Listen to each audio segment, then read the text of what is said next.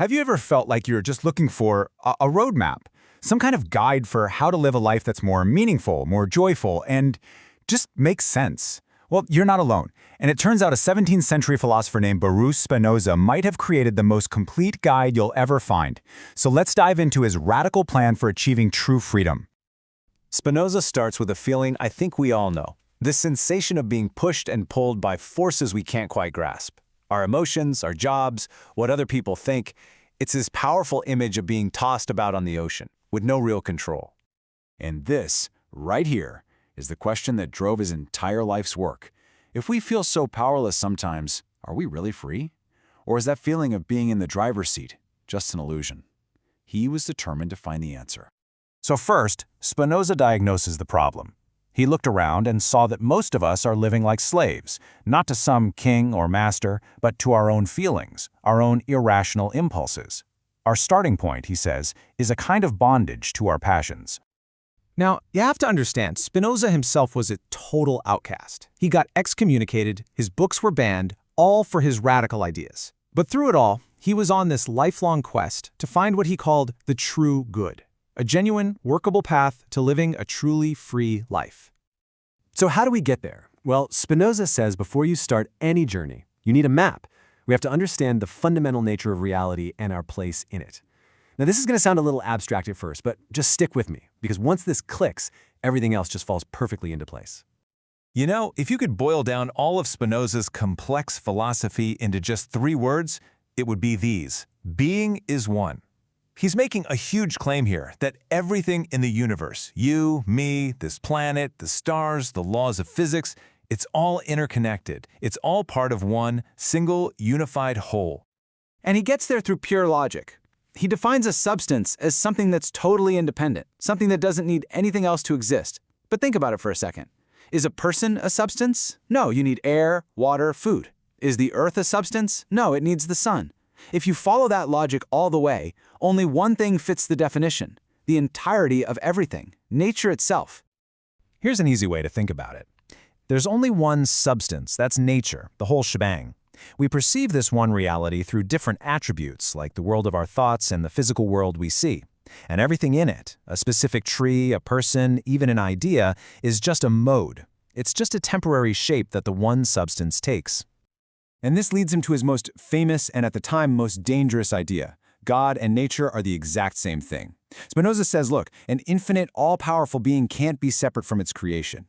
God is the universe. God is the unbreakable laws of physics and logic that run it. No bearded man in the clouds, just one divine natural system. Okay, so we have our map. One single, unified nature we call God. Now we need to understand the rules of the road. Because Spinoza's universe is always in motion, constantly unfolding according to a perfect, unbreakable chain of cause and effect. This quote really says it all.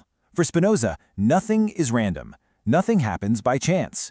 Everything, from a star exploding to a single thought popping into your head, is the necessary result of a previous cause, which was the result of a cause before that, stretching back forever. So what does this do to the idea of free will? Well, Spinoza says it's an illusion. We think we're free because we're aware of our choices. We're conscious of our actions. But what we're completely ignorant of is the massive, complex chain of causes that made us want that thing in the first place. He uses these really simple, powerful examples. A baby thinks it freely wants milk. An angry person thinks they freely want revenge. A drunk person thinks they're freely choosing to say what they're saying. In every case, we mistake being aware of the desire for being the author of it. Now, I know this can sound a bit depressing, right? Like we're all just puppets on a string. But Spinoza says absolutely not, because we have a vehicle. We have the ability to navigate this deterministic world by moving from a passive state to an active one, all by using our reason. He calls our emotions and feelings the affects, and the name is perfect because they literally affect us. They're signals from our body and mind telling us how we're being impacted by the world around us. They are pure data, telling us if our power is increasing or decreasing.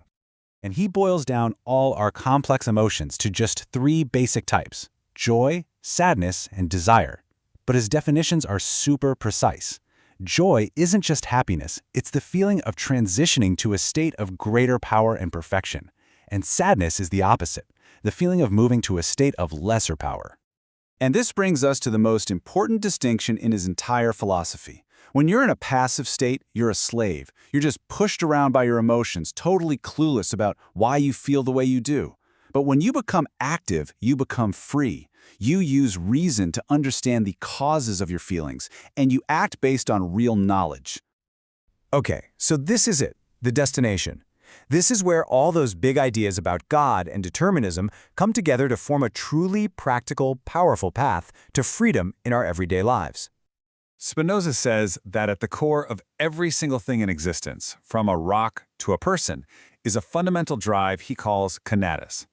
It's this innate striving to keep going, to stay in existence, and, if possible, to increase its own power to act. It's our life force. And here is the absolute heart of it. For Spinoza, freedom is not doing whatever you want, whenever you want. That's just slavery to your impulses. Real freedom comes from acting with a clear understanding of the causes that are shaping you and the effects that your actions will have. It's the move from just feeling an emotion to understanding it. And the practical benefits here are huge. When you understand the chain of causes that made someone act a certain way, it's really hard to stay angry at them. When you understand yourself, you can act more effectively. And this leads to a deep, stable kind of joy, not just fleeting pleasure. You suffer less because you see that things had to happen the way they did. To really do this, Spinoza says we have to try and see things from the perspective of eternity. It's like taking a step back and trying to see the whole, giant, interconnected web of causes and effects, a God's eye view. When you do that, you stop blaming one person or one event because you see it's all part of a much bigger picture. And that brings us right back to the beginning. Because by clearly understanding yourself and your emotions, you are understanding the laws of nature. And for Spinoza, to understand and accept the beautiful logic of nature is to love God. Rational self-knowledge becomes the highest form of worship. So that's the path. It's a challenging one. It asks us to trade the easy illusion of free will for the difficult but real power that comes from understanding. And Spinoza knew this was a tall order. He ends his masterpiece, his entire life's work, with this one simple, powerful, and humbling thought.